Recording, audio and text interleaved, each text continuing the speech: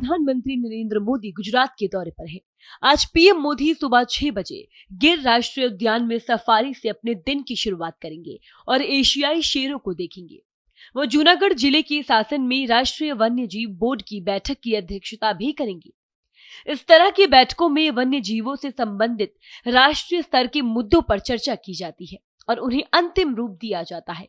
ये बैठक इसलिए खास है क्योंकि इसकी अध्यक्षता पीएम मोदी करेंगे। NBWL में 47 सदस्य हैं, जिनमें सेना प्रमुख, विभिन्न राज्यों के सदस्य, इस क्षेत्र में काम करने वाले गैर सरकारी संगठनों के प्रतिनिधि, मुख्य वन्यजीव वार्डन और विभिन्न राज्यों के सचिव शामिल हैं। आज सुबह 11 बजे केंद्रीय गृह एवं सहकारिता मंत्री अमित शाह NDDB द्वारा आयोजित डेयरी क्षेत्र में सस्टेनेबिलिटी और सेक्युलरिटी पर कार्यशाला का उद्घाटन करेंगे। इस कार्यक्रम में गृह मंत्री के अलावा कई और बड़े अधिकारी मौजूद रहेंगे। छत्तीसगढ़ की भाजपा सरकार आज अपना दूसरा पूर्ण बजट पेश करने जा रही है। ये राज्य का 24वां बजट होगा, जिसे वित्त मंत्री OP चौधरी विधानसभा में प्रस्तुत करेंगे। इस बार बजट का आकाश करीब 1,60,000 करोड़ रुपए रहने की संभावना है, जो पिछले साल के मुताबिक 1,47,000 करोड़ की तुलना में लगभग 10% अधिक है। बिहार की नीतीश सरकार आज वित्तीय वर्ष 2025-26 का बजट पेश करने जा रही है। बिहार सरकार का वित्तीय वर्ष 2025-26 का बजट सम्राट चौधरी पेश करेंगे। इस बजट में कई बड़े ऐलान हो सकते हैं। चुनावी साल होने की वजह से इस बजट से लोगों की उम्मीदें भी अधिक है। इस बार के बजट में नीतीश सरकार का फोकस महिलाओं, किसानों और युवाओं पर रहेगा। प्रदेश की आधी आबादी यानी करीब 6 करोड़ महिलाओं से जुड़े कई योजनाओं के ऐलान की संभावना जताई जा रही है। इस बार नीतीश सरकार ऐतिहासिक बजट पेश कर सकती है, जिसका आकार 3.15 लाख करोड़ तक हो सकता है। महाराष्ट्र विधानमंडल का बजट सत्र आज से 26 मार्च तक मुंबई में आयोजित किया जाएगा। वित्त वर्ष 2025-26 के लिए राज्य का बजट 10 मार्च को विधानमंडल के दोनों सदनों में पेश किया जाएगा। बजट सत्र के दौरान शनिवार 8 मार्च को सार्वजनिक अवकाश होने के दिन भी विधानमंडल की कार्रवाई जारी रहेगी, जबकि 13 मार्च 2025 को होली के अवसर पर कार्रवाई स्थगित रखने का निर्णय लिया गया।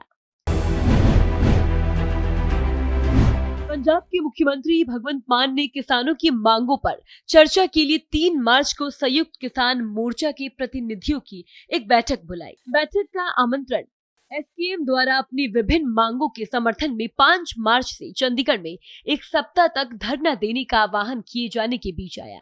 किसानों द्वारा साझा किए गए मुख्यमंत्री कार्यालय के एक पत्र के अनुसार NKM को आज पंजाब भवन में मान की अध्यक्षता में होने वाली बैठक के लिए आमंत्रित किया गया। देश विदेश के 120 शिव मंदिरों को डिजिटल जोड़ने की तैयारी शुरू कर दी गई। इनमें से 12 मंदिर विदेश के हैं। इसके लिए प्रयागराज से दिल्ली के लिए निकली भगवत त्रिशूल यात्रा आज लखनऊ पहुंच रही है। दिन भर शहर के अलग अलग स्थानों पर यात्रा का स्वागत होगा। शाम को कन्हैया मित्तल की भजन संध्या होगी। इसमें सरकार और संगठन के बड़े पदाधिकारी शामिल होंगे। इस भजन संध्या को धन्यवाद समारोह नाम दिया गया। शिव मंदिरों को एक सूत्र में बांधने के लिए भगवान ऐप भी बनाया गया। युवाओं को ऑनलाइन बुकिंग के माध्यम से मंदिरों के डिजिटल दर्शन कराए जाएंगे। नीतीश कटारा हत्या मामले में दोषी सुखदेव पहलवान की ओर से दायर याचिका पर सुप्रीम कोर्ट आज सुनवाई करेगा। सुखदेव पहलवान ने रिमिशन की मांग की। सुखदेव पहलवान की ओर से पेश वकील ने कहा था कि उनके मुवक्किल 20 साल से अधिक सजा काट चुके हैं। उन्हें जेल से अभी तक नहीं छोड़ा गया। 3 अक्टूबर 2016 को सुप्रीम कोर्ट ने विकास यादव और विशाल यादव की सजा घटाकर 24 साल कर दी थी, जबकि सुखदेव पहलवान की सजा घटाकर 20 साल कर दी थी। दिल्ली हाईकोर्ट ने विकास यादव और विशाल यादव को 25 साल और 5 साल की 2 सजा यानी 30 साल कैद की सजा दी थी, जबकि सुखदेव पहलवान को 20 साल और 5 साल की यानी 25 साल की कैद की सजा दी गई। रामचरितमानस पर आपत्तिजनक टिप्पणी केस में सुनवाई आज होगी।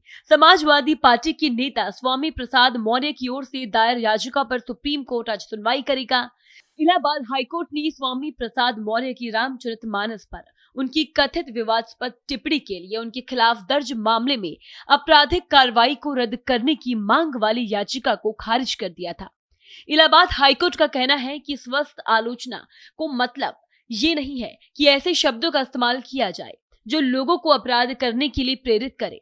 कोर्ट ने कहा, मौर्य ने कथित तौर पर रामचरितमानस की 2 चौपाइयों को दलितों, आदिवासियों और पिछड़े वर्ग के लोगों के खिलाफ बताते हुए आपत्ति जताई। 1984 के सिख विरोधी दंगों के मामले में मनजीत सिंह जीके की ओर से दायर याचिका पर सुप्रीम कोर्ट में आज सुनवाई होगी। याचिकाकर्ता मनजीत सिंह जीके सिख गुरुद्वारा प्रबंधन कमेटी के अध्यक्ष और अन्य ने बजरिया और नजीराबाद पुलिस स्टेशनों में दर्ज कम से कम 7 मामलों की फिर से जांच करने की मांग की, जिन्हें पुलिस ने सबूतों के अभाव में बंद कर दिया था।